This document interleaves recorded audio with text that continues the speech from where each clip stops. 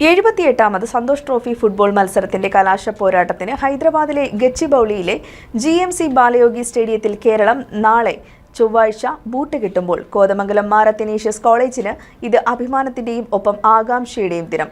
കേരള ടീമിലെ മിന്നും താരങ്ങളായ മുഹമ്മദ് റോഷൽ, ആദിൽ അമൻ, മുഹമ്മദ് അജ്സൽ എന്നിവർ MA കോളേജിന്റെ കായിക താരങ്ങളാണ്.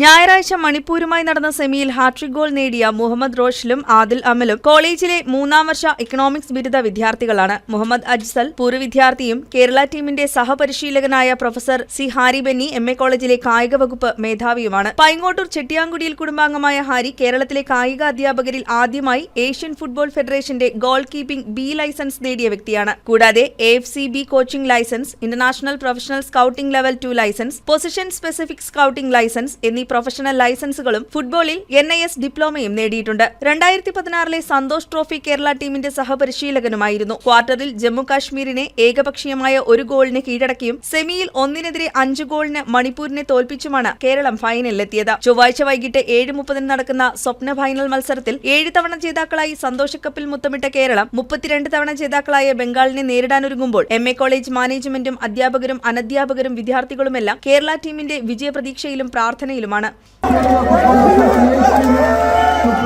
News desk KCV news.